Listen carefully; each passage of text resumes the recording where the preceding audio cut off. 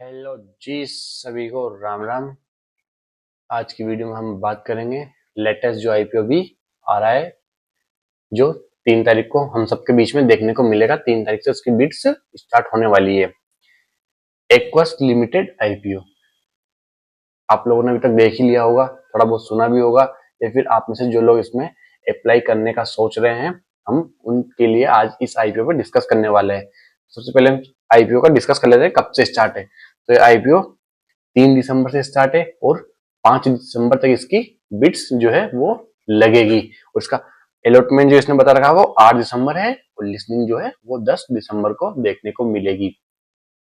अभी कोई इतना जरा खास आईपीओ दिखाई नहीं दे रहा है, तो इसने अपनी जीएमपी निकाल के नहीं दी, लेकिन हम इसकी डिटेल जो है वो एक बार देख लेते हैं कि पुराना क्या इसका डाटा रहा है अभी तक का। उस हिसाब से हम इसका प्रॉफिट या लॉस कितना होने वाला है वो चीज भी अभी सारा एनालिसिस कर लेंगे, और उसी हिसाब से हम इसको अप्लाई करना है या नहीं करना उसको भी डिस्कस कर लेंगे। तो सबसे पहले हम इसका पुराना जो डाटा है 2 से 3 साल का वो डिस्कस कर लेते हैं कि अभी तक इसने क्या किया है।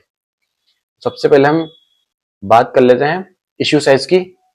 तो ये रहने वाला है 670 करोड़ का फ्रेश इश्यू, और ये बीएसई और एनएसई दोनों पे लिस्टेड होने वाला है।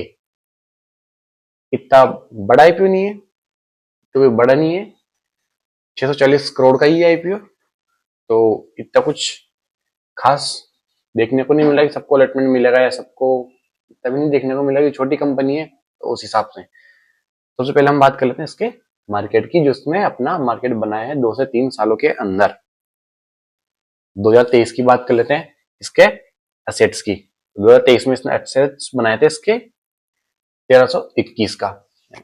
सारी जो वैल्यूज है हम सीआर में बात कर रहे हैं, यानी कि 1321 करोड़ का सीआर में बात करेंगे सारी चीज का। 2024 में इसने जो एसेट्स बनाए थे वो थे 1822, यानी कि ग्रोथ दिखी थी।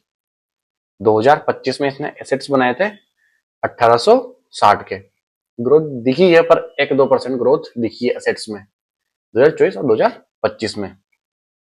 बात कर लेते हैं इसका रिवेन्यू की। 2023 में इसका रेवेन्यू था 840 करोड़, 2025 में रहा 988 करोड़, और 2025 में रहा 959, यानी कि थोड़ी सी यहाँ पर हमको कमी दिखाई दी। इसने अपने रेवेन्यू में लॉस बुक किया है।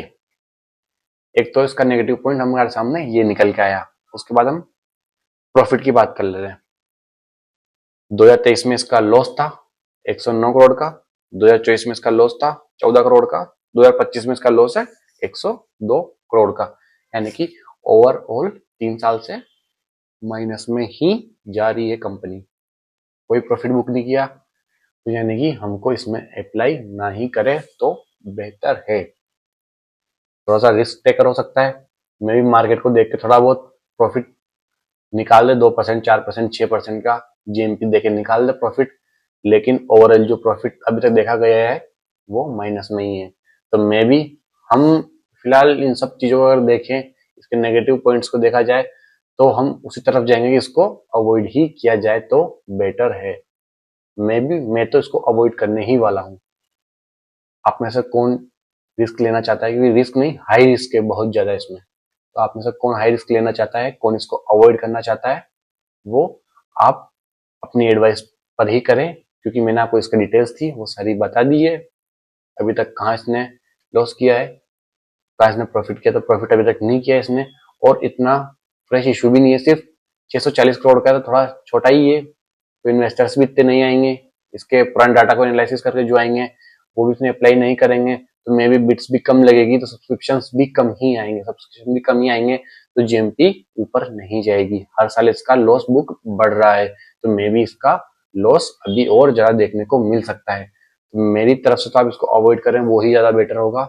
बाकी आप में से कोई हाई रिस्क लेना चाहता है तो वो आपके ऊपर है, मैं सजेस्ट नहीं करूंगा कि आप रिस्क लें, मैं सेफ साइड की ओर आपको सजेस्ट करता हूँ।